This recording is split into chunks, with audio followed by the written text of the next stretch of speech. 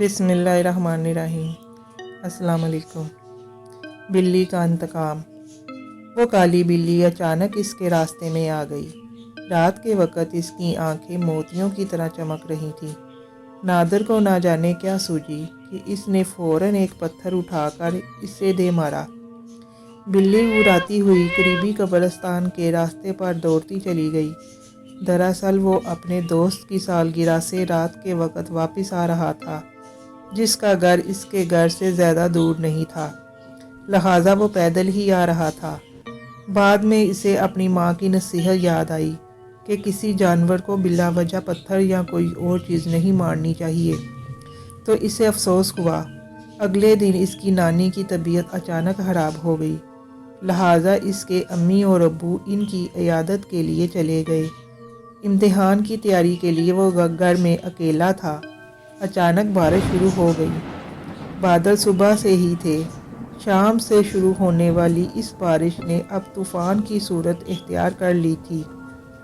इसके अब्बू का फ़ोन आया कि अब वो सुबह ही आएंगे। अब वो घर में अकेला था। इसी दौरान अचानक बिजली चली गई। फिर इसने मोमबत्ती ढूंढकर जलाई।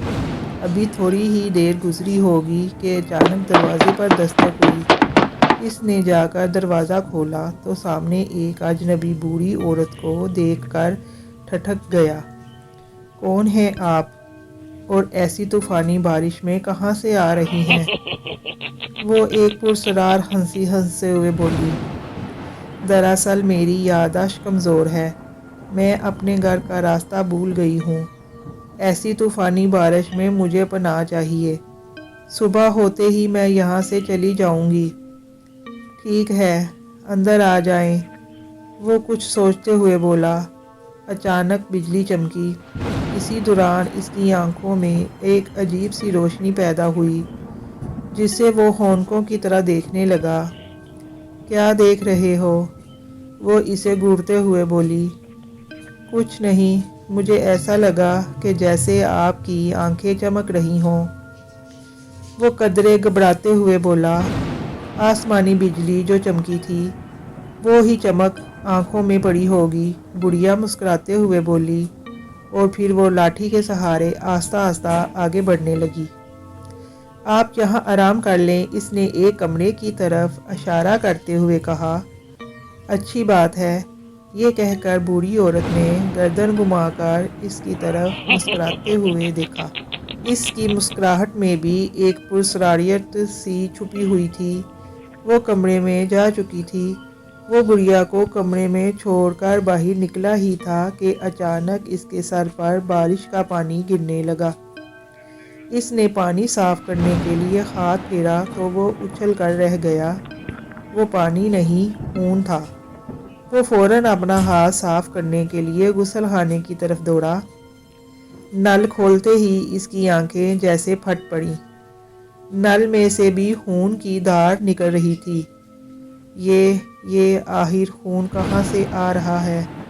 वो मुंह ही मुंह में बड़बड़ाया। अचानक इसके सामने वही बूढ़ी औरत आई और इसे एक कपड़ा देते हुए बोली, लो, इससे खून साफ कर लो जो तुम्हारे हाथों पर लगा है। मगर आप तो अंदर थीं, आपको कैसे मालूम हुआ कि मेरे हाथ में खून लगा हुआ है? इसके लहजे में हैरानगी थी। प्यास लगी थी, पानी पीने के लिए आई हूँ, तो तुम्हारे हाथ में खून लगा हुआ देखकर कपड़ा ले आई। ये कहकर वो वापस कमरे की तरफ चली गई। वो कपड़े से खून साफ करने लगा। इसी दौरान बादल ज़ोर से गरजे और बिजली चमकी। इसने फ़ौरन आसमान की तरफ देखा तो हैरत ज़दा रह गया। इससे एक खौफनाक चेहरा नज़र आया। इसने फ़ौरन अपना सर झटका, जैसे इसे वहम हुआ हो। वो अपने कमरे की तरफ जाने के लिए मुड़ा तो अचानक इसे किसी बिल्ली की आवाज़ सुनाई दी। इसने गौर से देखा तो दीवार की मंडेर पर एक काली बिल्ली बैठी हुई थी। अभी वो इसे गौर से देख ही रहा था कि अचानक इसके कंधे पर किसी ने हाथ रखा। इसने फ़ौरन पीछे मुड़कर देखा तो वो बूढ़ी औरत खड़ी थी। क्या बात है, अभी तक यहीं खड़े हो? کچھ نہیں، ایک کالی بلی دیوار پر بیٹھی ہے، اسے دیکھ رہا تھا۔ کہاں ہے؟ مجھے تو کوئی بلی دکھائی نہیں دے رہی۔ اب نادر نے جو دیکھا تو واقعی بلی وہاں موجود نہیں تھی۔ میرے خیال میں تمہیں اب سو جانا چاہیے، رات کافی ہو گئی ہے۔ جی آپ ٹھیک کہہ رہی ہیں، یہ کہہ کر وہ سوچوں میں گم اپنے کمرے کی طرف چل پڑا۔ اپنے بستر پر لیٹا وہ سونے کی کوشش کر رہا تھا، مگر نیند اس کی آنکھوں سے کافی دور تھی۔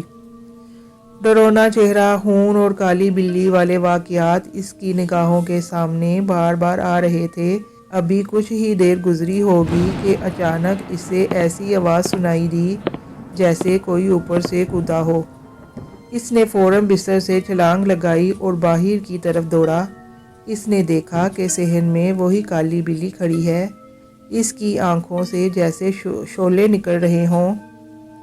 دیکھتے ہی دیکھتے اس بلی کا قد بڑھنے لگا۔ یہ دیکھ کر اس کی آنکھیں حیرت سے پھٹ پڑیں۔ وہ بلی آوازیں نکالتے ہوئے آہستہ آہستہ اس کی طرف بڑھنے لگی اور پھر اچانک اس پر چھلانگ لگا دی اور پھر اپنے پنجے اس کے گلے پر مضبوطی سے گاڑ دیے۔ وہ زور سے چیخا۔ اچانک اس کی آنکھ کھل گئی۔ او خدایا، وہ خواب تھا، اس نے خود سے کہا۔ اچانک اسے اپنے گلے پر کچھ چبھن سی محسوس ہوئی۔ اس نے فوراً اپنے گلے پہ ہاتھ لگایا اور پھر وہ یہ دیکھ کر حیران رہ گیا کہ اس کے ہاتھ میں خون لگا ہوا تھا۔ وہ بت بنا سوچ رہا تھا کہ وہ بوڑھی عورت اس کے کمرے میں داخل ہوتے ہوئے بولی، کیا ہوا؟ کیوں شور مچا رہے ہو؟ میری سمجھ میں نہیں آ رہا کہ یہ سب کیا ہو رہا ہے۔ آئی ہیں، کچھ غلط ہونے لگا ہے۔ کچھ دیر خاموش رہنے کے بعد وہ چیخا، سچ سچ بتاؤ، کون ہو تم؟ یہ سن کر بڑھیا کے چہرے کے تاثرات بدل گئے، لبوں پر پرسرار سی مسکراہٹ ابھری۔ پھر اچانک اس کا رنگ تبدیل ہونے لگا، رنگ بالکل سیاہ ہو گیا اور اس کی آنکھوں سے جیسے شعلے سے نکلنے لگے ہوں۔ اچانک اس کی شکل کالی بلی میں تبدیل ہو گئی۔ وہ دھیرے سے بولی، ہاں سچ سمجھے، میں کوئی اور ہی ہوں۔ اس نے ایک زوردار قہقہ لگایا۔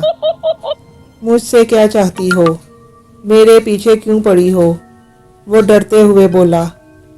جس کالی بلی کو تم نے پتھر مارا تھا وہ میں تھی، وہ بلیوں کی طرح میاؤں میاؤں کرتے ہوئے بولی۔ تم نے مجھے خواہ پتھر مارا تھا، میں اس کی سزا دینے یہاں آئی ہوں۔ وہ اس کے نزدیک آتے ہوئے بولی۔ اس کی سمجھ میں نہیں آ رہا تھا کہ وہ کیا کرے۔ اچانک اس نے چڑیل کو دھکا دیا اور کمرے سے باہر کی طرف بھاگا۔ وہ فوراً اس کے پیچھے آئی۔ طوفانی بارش اب بھی جاری تھی۔ اچانک اسے وہ لاٹھی نظر آئی جو بوڑھی عورت اپنے ساتھ لائی تھی۔ وہ اس نے جھپٹ کر اٹھا لی۔ یہ دیکھ کر چڑیل جہاں تھی وہیں رک گئی۔ یہ لاٹھی مجھے دے دو، وہ گراتے ہوئے بولی۔ پھر اسے ایک کپڑا نظر آیا جو بوڑھی عورت نے اسے ہاتھ سے خون صاف کرنے کے لیے دیا تھا۔ اس نے فوراً کپڑا اٹھا کر لاٹھی میں باندھا اور اس کپڑے کو آگ لگا دی۔ اب اس کے ہاتھ میں جلتی ہوئی لاٹھی تھی۔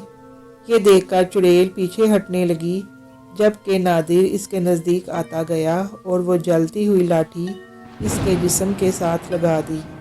دیکھتے ہی دیکھتے اس کے جسم میں آگ لگ گئی۔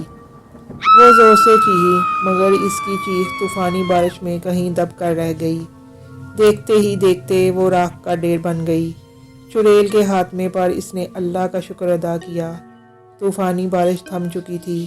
برسات کی یہ رات اس کی زندگی بھر نہ بھولنے والی رات تھی۔ اگر آپ کو ہماری سٹوری پسند آئی ہے تو پلیز چینل کو لائک، شیئر اور سبسکرائب کر دیں۔